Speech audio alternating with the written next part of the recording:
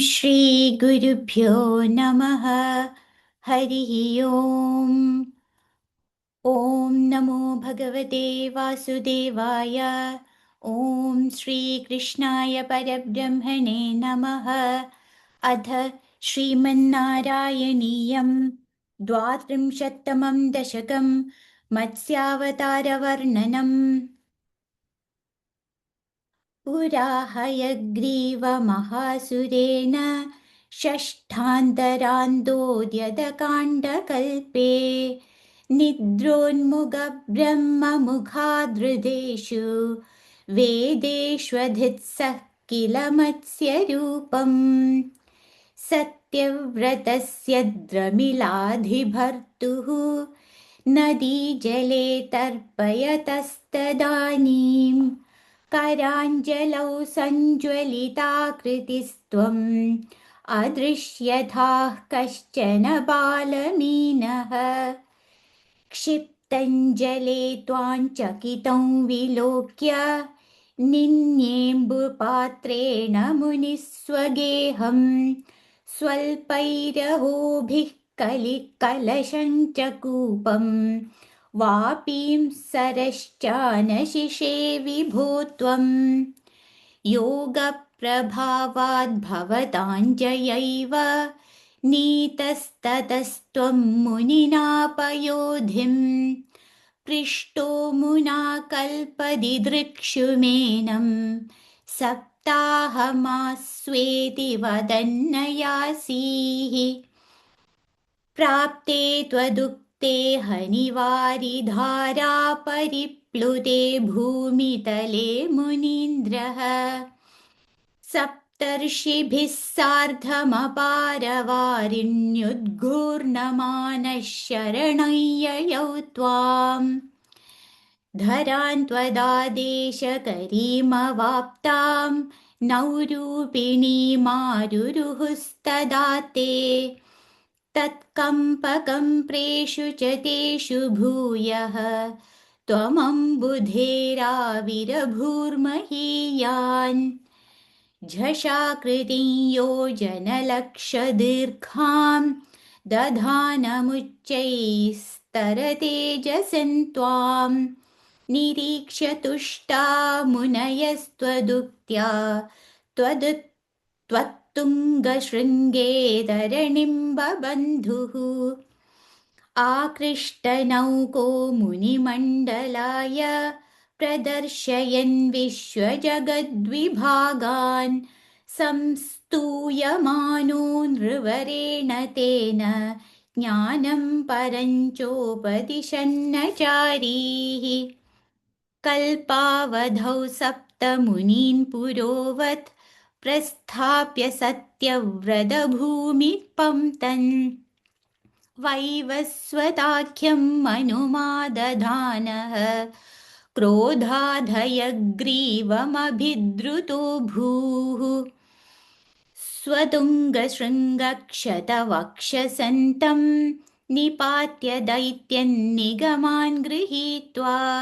विरिञ्जये प्रीतहृते ददानः प्रभञ्जनागारपते प्रपायाः नारायणाखिलगुरो भगवन्नमस्ते नारायणाखिलगुरो भगवन्नमस्ते। द्वात्रिंशत्तमं दशकं मत्स्यावतारवर्णनं पुरा हयग्रीवमहासुरेण षष्ठान्तरान्दोद्यतकाण्डकल्पे निद्रोन्मुखब्रह्ममुखाधृतेषु वेदेष्वधिः किल मत्स्यरूपं सत्यव्रतस्य द्रमिलाधिबद्धुः नदीजले तर्पयतस्तदानीं कराञ्जलौ सञ्ज्वलिताकृतिस्त्वम् अदृश्यथाः कश्चन बालमीनः क्षिप्तञ्जले त्वाञ्चकितौ विलोक्य निन्येम्बुपात्रेण मुनिस्वगेहं स्वल्पैरहोभिः कलश्चिञ्च कूपं वापीं सरश्चानसिषे विभो त्वम् योगप्रभावात् भवदाज्ञयैव नीतस्ततस्त्वं मुनिना पयोधिं पृष्टो मुना कल्पदि दृक्षुमेनं सप्ताहमास्वेदि वदन्नयासेः प्राप्ते त्वदुक्ते खनिवारिधारा परिप्लुते भूमितले मुनीन्द्रः सप्तर्षिभिः साधमपारवारिण्युद्घूर्णमानः शरणय्ययौ त्वाम् धरान्वदाद्देशकरीमवाप्तां नौरूपिणीमारुरुहुस्तदाते तत्कम्बकम्प्रेषु च तेषु भूयः त्वमम्बुधेराविरभूर्महीयान् झषाकृति योजनलक्षदीर्घां दधानमुच्चैस्तरतेजसं त्वां निरीक्ष्य तुष्टा मुनयस्त्वदुक्त्या त्वद्दुङ्गशृङ्गे तरणिं बबन्धुः आकृष्टनौको मुनिमण्डलाय प्रदर्शयन् विश्वजगद्विभागान् संस्तूयमानो नृवरेण तेन ज्ञानं परं चोपदिशन्नचारीः कल्पावधौ सप्तमुनीन् पुरोवत् प्रस्थाप्य सत्यव्रतभूमिपन्तं वैवस्वताख्यम् अनुमादधानः क्रोधाद्धयग्रीवमभिद्रुतो भूः स्वतुङ्गशृङ्गक्षतवक्षसन्तं निपात्य दैत्यन्निगमान् गृहीत्वा विरिञ्चये प्रीतहृदे ददानः प्रभञ्जनागारपते प्रपायाः नारायणाखिल गुरो भगवन्नमस्ते नारायणाखिल गुरो भगवन्नमस्ते अथ 32तमं दशकं मत्स्यावतारवर्णनम् पुरा हयग्रीवमहासुरेण षष्ठान्तरान्तोऽद्यदकाण्डकल्पे निद्रोन्मुखब्रह्ममुखादृतेषु वेदेष्वधित्सः किल मत्स्यरूपम् सत्यव्रतस्य द्रमिलाधिभर्तुः नदीजले तर्पयतस्तदानीं कराञ्जलौ सञ्ज्वलिताकृतिस्त्वाम् अदृश्यथा कश्चन बालमीनः क्षिप्तञ्जले त्वाञ्चकितौ विलोक्य निन्येम्बुपात्रे मुनिस्वगेहं स्वल्पैरहोभिः कलशीं च कूपं वापीं सरश्चानशिषे विभो त्वं योगप्रभावाद्भवदाज्ञयैव नीतस्ततस्त्वं मुनिना पयोधिं पृष्टो मुना कल्पदि दृक्षुमेनं सप्ताहमास्वेति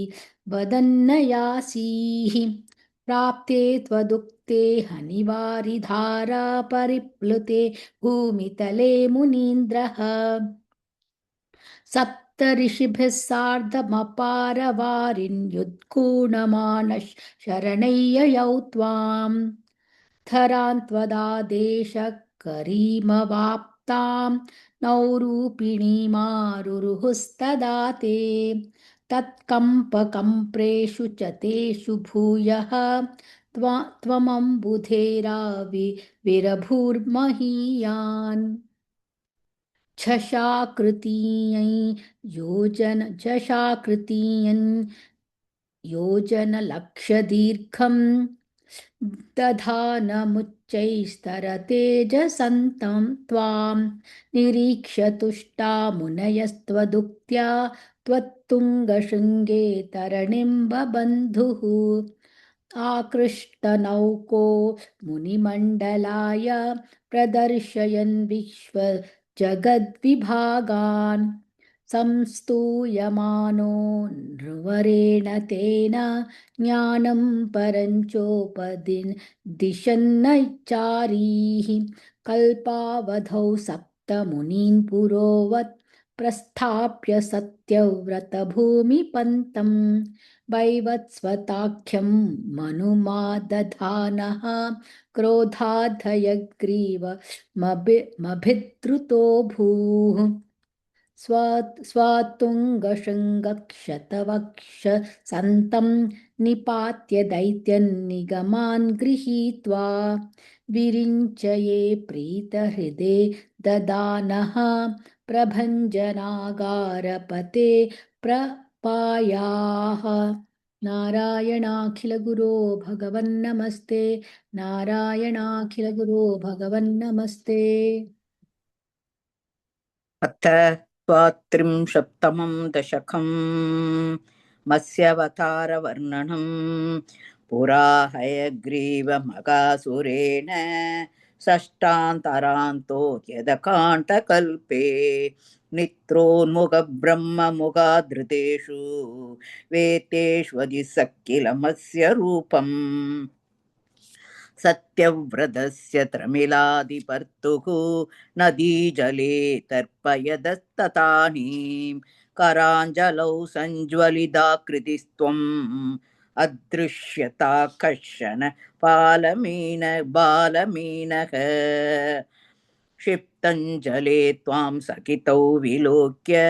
निन्येऽम्बुपात्रेण मुनिस्वकेहं स्वल्पैरहोभिः कलशीं च कूपं वापिंसरच्छानशिषे विभो त्वं योगप्रभावाद् भवदाज्ञयैव नीतस्ततस्त्वं मुनिना पयोधिं पृष्टो मुना कल्पदिदृक्षमेणं सप्तागमास्वेदि वदन्ययासीः प्राप्ते त्वदुःखदेहनिवारिधारा परिप्लुते भूमिदले मुनीन्द्रः सप्तर्षिभिः सार्धमपारवारिन्युत्कूर्णमानचरणैः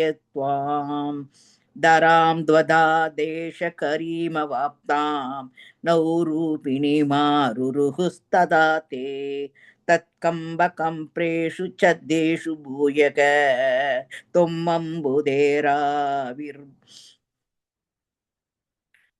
त्वमम्बुधेराविरभूर्महीयान् जशाकृत्यै योजनलक्षदीर्घां तथा नमुच्चैस्तरतेजसं त्वां निरीक्ष्य तुष्टा मुनय त्वदुक्त्या त्वदुङ्गशृङ्गे तरणिं भवन्तुः आकृष्टनौको मुनिमण्डलाय प्रदर्शयन् विश्वजगद्विभागान् संस्तूयमानोऽनुर्वरेण तेन ज्ञानं परं चोपदिशन्नचारीः कल्पावतौ सप्तमुनीन् पुरोवत् प्रस्ताभ्य सत्यव्रतभूमिपन्तं वैवस्वताख्यम् अनुमाततानः क्रोधात्तयग्रीवमपि धृतोऽभूः स्वतुङ्गशृङ्गशतवक्षसं तं निपात्य दैत्यन्निगमान् गृहीत्वा विरिञ्चये प्रीतहृते दधानः प्रभञ्जनाकारपदे प्रपायाः नारायणाखिल गुरो भगवन्नमस्ते नारायणाखिल गुरो भगवन्नमस्ते अथ द्वात्रिंशत्तमं दशकं मत्स्यावतारवर्णनं पुरा हयग्रीवमहासुरेण षष्ठान्तरान्तोऽद्यतकाण्डकल्पे निद्रोन्मुखब्रह्ममुखाधृतेषु वेदेष्वधित्सः किल मत्स्यरूपं सत्यव्रतस्य द्रमिलाधिं भर्तुः नदीजले तर्पयतस्तदानीं कराञ्जलौ सञ्ज्वलिताकृतिस्त्वम् अदृश्यथः कश्चन बालमीनः क्षिप्तञ्जले त्वाञ्चकितं विलोक्य निन्येऽम्बुपात्रेण मुनिस्वगेहं स्वल्पैरहोभिः कलशीं च कूपं वापीं सरश्चान्निशशे नशिषे विभो त्वम् योगप्रभावाद्भवदाज्ञयैव नीतस्ततत्स्वं मुनिना पयोधिं पृष्टो मुना कल्पदिधृक्षुमेनं सप्ताहमास्वेति वदन्न यासीः प्राप्ते त्वदुक्ते हनिबारिधारा परिप्लुते भूमितले मुनीन्द्रः सप्तर्षिभिः सार्धमपारवार्णियुद्घूर्णमानः शरणै ययौ त्वाम् धरान् त्वदादेश करीमवाप्तां नौरूपिणीमारुरुहुस्तदा ते तत्कम्पकम्प्रेषु च तेषु भूयः त्वमम्बुधेराविरभूर्म हीयान् झषाङ्कृतिं योजनलक्षदीर्घां दधानमुच्चैस्तरतेजसन्त्वं निरीक्ष्य तुष्टा मुनयस्त्वदुक्त्या त्वत्तुङ्गशृङ्गे तरणिं बबन्धुः आकृष्टनौको मुनिमण्डलाय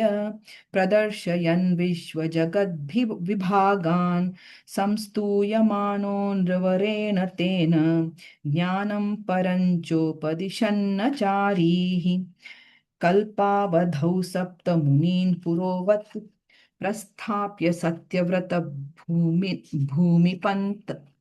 प्रस्थाप्य सत्यव्रतभूमिपन्तं वैश्वस्वताख्यं मनुमादधानं क्रोधाद् हयग्रीव अभिद्रुतो भूः स्वतुङ्गशृङ्गक्षतवक्षसन्तं निपात्य दैतन्निगमान् गृहीत्वा विरिञ्चये प्रीतहृदे ददानः प्रभञ्जनागारपते प्रपायाः नारायणाखिलगुरो भगवन्नमस्ते नारायणाखिलगुरो भगवन्नमस्ते